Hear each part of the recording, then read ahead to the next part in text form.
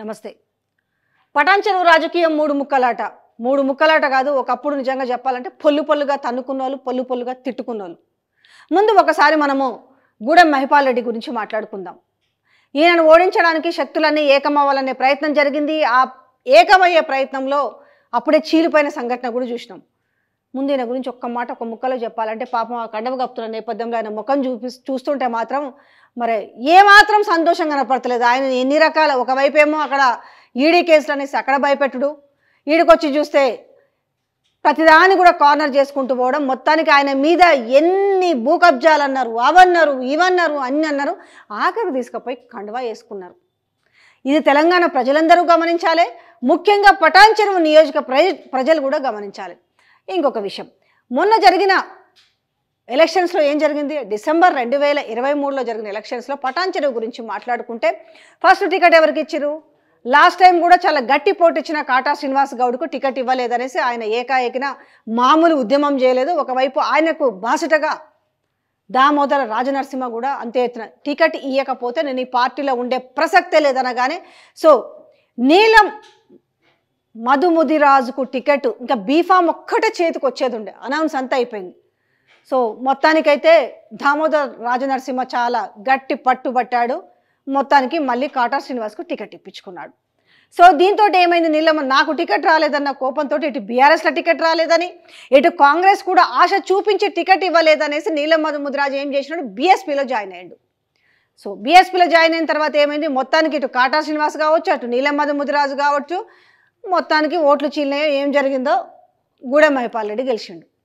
ఈ విషయం బాజాప్తా ఎవరు మాట్లాడారు, కాటా శ్రీనివాస్ గౌడ్ భార్య నీలం మధుముదిరాజుకు మళ్ళీ పిలిచి మళ్ళీ MP ticket, Medak MP ticket ఇచ్చినప్పుడు మీరు ఖచ్చితంగా సపోర్ట్ చేయాలి, మీరు ఏకమైతే ఆ సీట్ని మనం గెలుచుకుంటామని చెప్పేసి సో ఆ మధ్యవర్తిగా వెళ్ళిన వ్యక్తి కొండా సురేఖ. కానీ కొండా సురేఖ ముందరనే బాహాబాహి జరిగింది. ఒక విధంగా ఈయన మీద చేయి చేసుకున్నంత ప్రయత్నం కూడా చేసింది ఎవరి మీద, నీలం మధు పైన.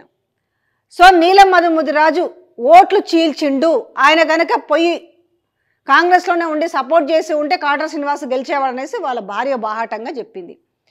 సో ఒక ఆసక్తికరమైన రాజకీయం ఇది. అంటే కొంత పటాన్ చెరువు, మెదకు, సంగారెడ్డి ఒక మిక్స్డ్ పాలిటిక్స్ జరుగుతున్న నేపథ్యంలో ఇవాళ ఎవరెవరైతే శత్రువులు అనుకున్న వాళ్ళు ఇప్పుడు నీలం మధు కావచ్చు, కాటా శ్రీనివాసు, ఇప్పుడు గూడెం మహిపాల్, ఇప్పుడు రేపు మళ్ళీ ఇప్పుడు ఎవరి పెత్తనం ఉండాలి, ఇప్పుడు ఎమ్మెల్యే కాబట్టి ఈయన పెత్తనం జాగాలనా? సో అక్కడ సిట్టింగ్ అంటే ఎమ్మెల్యేగా పోటీ చేసిన కాంగ్రెస్ పార్టీ నుంచి కాటా శ్రీనివాస, లేదు అంటే మెదక్ పార్లమెంటు సభ్యునిగా పోటీ చేసిన నీలం మధుముదిరాజా. ఇప్పుడు ఒక ట్రయాంగిల్, వీళ్ళకు ఒక ఫైట్ ఉండబోతుంది. ఎలక్షన్స్ కావు కానీ రోజు ఇంతకుముందే పచ్చగడ్డ వేస్తే వీళ్ళ మధ్యలో బగ్గుమంటుండే. ఇప్పుడు ఈయన అవసరాల కోసం ఖచ్చితంగా ఈయన బెదిరింపులకు లోనే, లేకపోతే నిజంగా ఆయనకు మనసు ఉందో లేదో కూడా తెలియదు కానీ ఆయనకు కండగా కప్పుతున్న నేపథ్యం చూసి ఈయన పైన ఇంకోటి కూడా ఉండే, ఈడీ కేసు ఉంది కాబట్టి ఢిల్లీలో కూడా పోయి కాస్త ఈయన లాబింగ్ చేసే ప్రయత్నం చేస్తున్న నేపథ్యంలో ఖచ్చితంగా ఈయన బీజేపీలో చేరుతారని అనుకున్నారు. కానీ బీజేపీ కూడా ఎందుకంటే నామమాత్రంలో తుమ్మితో ఊడిపోయే ముక్కులాగుంది కాబట్టి ఈ స్టేట్తో రాజకీయాలతోటి మరి పోరాడాలి కాబట్టి ఇదంతా ఎందుకు, ఓ కండువా కప్పుకొని పోయి అందులో పడి ఉంటే సరిపోయి అనుకొని ఇంక ఎవడు కూడా నన్ను గెలకడు, ఎవడు ఏమన్నాడు అనేసి ఈయన పోయి, ఎందుకంటే ఆయన ఆ కండువా కప్పుకున్నప్పుడు ఆయన ముఖ కవలికలను చూస్తే అర్థమవుతుంది. ఆ వీడియో మీకు ఎందుకంటే బాగా సోషల్ మీడియాలో కనిపిస్తుంది, ఒకసారి చూడండి. ఇక మరి ముందు అయితే ఇక్కడ ఒకటి ఏంటంటే మళ్ళీ కనుక 2028లో ఎలక్షన్స్ వచ్చినప్పుడు వీళ్ళందరూ కూడా ఒక సంవత్సరం ముందో 6 నెలల కాలంలోనే మళ్ళీ ఎగురుకుంటూ దునుక్కుంటూ వస్తుంటారు. కానీ మళ్ళీ వీళ్ళని తీసుకుంటే మాత్రం క్షమించరాని నేరం అవుతుంది. ఈరోజు తన్ని తగలేసిపోతున్న వాళ్ళని మళ్ళీ రేపు వీళ్ళు అక్కున చేర్చుకున్నారు అనుకోండి, ఎందుకంటే రేపు ఖచ్చితంగా ఆ ముగ్గురులో ఎవరో ఒకరు ఖచ్చితంగా బీఆర్ఎస్కి వచ్చే ప్రయత్నం చేస్తారు. ఎందుకంటే ముగ్గురు రేపు పోటీ చేయాలి కాబట్టి మళ్ళీ ఇటు నీలం మధు పోటీ చేయాల్సిందే, ఇటు కాటా పోటీ చేయాల్సిందే, మళ్ళీ ఈయన మహిపాల్ రెడ్డి పోటీ చేయాల్సిందే. ఈ ముగ్గురికి కావాలంటే ముగ్గురు 3 పార్టీల నుంచి పోటీ చేస్తే తప్ప టికెట్లు రావు. ఒకరు బీజేపీ, ఒకరు కాంగ్రెస్, ఒకరు బీఆర్ఎస్, లేదు అంటే ఇండిపెండెంట్గా పోటీ చేసే ప్రయత్నం అయితే ఉండదు. ఎందుకనంటే పటాన్ చెరువు లాంటి కాన్స్టిట్యున్సీలో ఇండిపెండెంట్ అభ్యర్థిగా గెలవడం చాలా కష్టతరమైన పని కాబట్టి ఈ ముగ్గురు కూడా కాంగ్రెస్ పార్టీలో ఉండరు.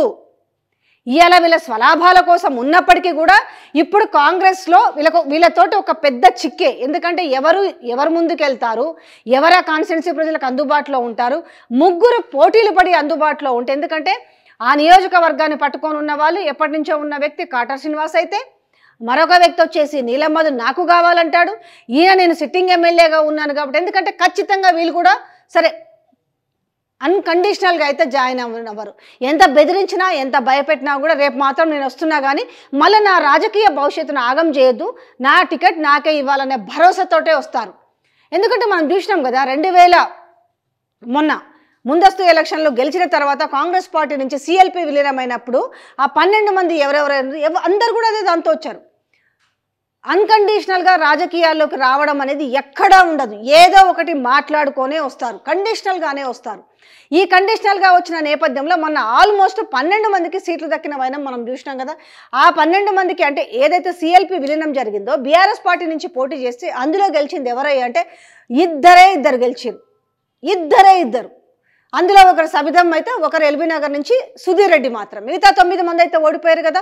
అంటే ఈ విషయం పోతున్నారు కానీ వీళ్ళకి ముందు ముసల్లా పండుగ ఉందని ఎందుకు మర్చిపోతున్నారు? ఫస్ట్ ఒకటి, ఎలక్షన్ టైం వచ్చే వరకు అసలు ఉండరా, ఎందుకంటే యాంటీ డిఫెక్షన్ లా ఉంది. మీరు అనొచ్చు ఎందుకు వీళ్ళందరూ జాయిన్ అయిన తర్వాత అందరిని కలిపి 1/3 మెర్జ్ చేస్తారు కాబట్టి బీఆర్ఎస్ ఎల్పీ విలీనం అవుతుంది కదా అనేసి.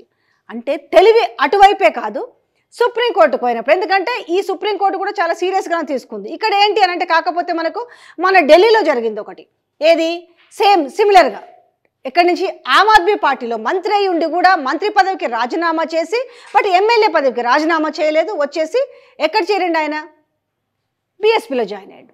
బీఎస్పీలో జాయిన్ అయిన తర్వాత ఏం చేసిండు ఆయన? ఎంపీగా పోటీ చేసిండు. సో ఏంటి అక్కడ ఎంపీగా పోటీ చేసినప్పుడు ఏమవుతుంది? ఎలక్షన్ కమిషన్కు నేను అఫీషియల్గా, ఎందుకనంటే నేను వేరే పార్టీలో జాయిన్ అయినాను, ఇదిగో నా బీఫామ్ అనేసి సో ఎలక్షన్ కమిషన్కి ఇచ్చినప్పుడు దొరికిపోయినట్టే కదా. సో అక్కడ ఏమైంది? ఆయన పైన అనర్హత వేటు పడింది. కాకపోతే మీరు ఒక మాట్లాడవచ్చు, ఆమ్ ఆద్మీ పార్టీ అక్కడ అధికారంలో ఉందంటే వాళ్ళ స్పీకర్ కాబట్టి ఇమీడియట్ అతని మీద అనర్హత వేటు వేశారనేసి.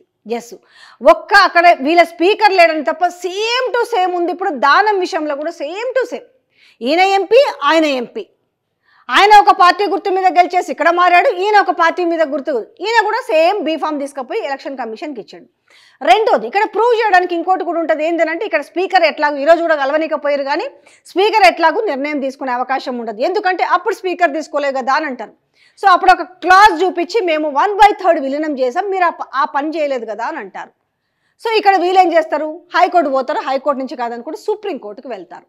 సో ఇప్పుడు ఈ 1/1 కండవాళ్ళు కప్పుకుంటూ కప్పుకోవడమే కాకుండా రెండోది ఏం మాట్లాడతారు అని అంటే, ఖచ్చితంగా ఏదో ఒకటి మా ప్రయోజనాల దృష్ట్యా మేము ఆ పార్టీ మీద గుర్తు గెలిచినప్పటికీ సో మా కార్యకర్తలు మా నియోజకవర్గ ప్రజల డిమాండ్ వల్ల మేము సో ఈ పార్టీలో చేరుతున్నామంటారు. ఆ చేరేటప్పుడు ఊరుకోరు కదా, ఏదో ఒక దుమ్ము గెలిచిన పార్టీ మీద వేస్తుంటారు. ఇది ఇక్కడ వీళ్ళకున్నది. ఎందుకనంటే అఫీషియల్గా కండవాలు కప్పుకుంటున్నారు, అఫీషియల్గా మైక్ ముందుకు వచ్చి మాట్లాడుతున్నారు. సో ఇప్పుడు కాంగ్రెస్ వాళ్ళకున్న ధీమా ఏముంటుందంటే, పోయిన ఎమ్మెల్యేలకు ఈ అసెంబ్లీ సమావేశాలలో వీళ్ళు ఎటు కూర్చుంటారు అనే దాని మీద డిపెండ్ అయి ఉంటుంది. సో వీళ్ళు ప్రతిపక్షంలో కూర్చుంటారా, లేదనంటే అధికార పక్షం వైపు కూర్చుంటారా, లేదు అటు ఇటు కాకుండా కూర్చుంటారా? సో దీన్ని బట్టి కదా ప్రూవ్ అయ్యేది అనేసి. అంటే చాలా క్లాజులు ఉంటాయిలే దీంట్లో, ఎంత కాదనుకున్న యాంటీ డిఫెక్షన్ లా ఉన్నప్పటికీ కూడా. ఎందుకంటే ఆయన మాట్లాడుతున్నారు కదా, దానం నాగేందరు పెట్టుకోమని చెప్పు, చేసుకోమని చెప్పు. అబ్బా, ఈ రాజకీయ నాయకులను చూస్తుంటే, ముఖ్యంగా ఈ ఎమ్మెల్యేని వీళ్ళు మాట్లాడుతున్న మాటలు చూస్తుంటే, కానీ ప్రజలు ఇప్పటికైనా రియలైజ్ అయ్యిరా లేదా అని అంటే, 10 ఏళ్ళు ఒక పార్టీలో ఉంటే దాన్ని ఇవ్వగొడతారు, బయటకు వచ్చి రాగానే ఇంకొక పొగుడ్డు ఏందో అసలు. మరి ఏం నేర్చుకుంటున్నారో ప్రజలు? ఇవన్నీ కళ్ళతో చూస్తూ ఉన్నారు కాబట్టి ఏదున్నా పోతున్న వాళ్ళకైతే ముందుంది ముసల్లా పండగ.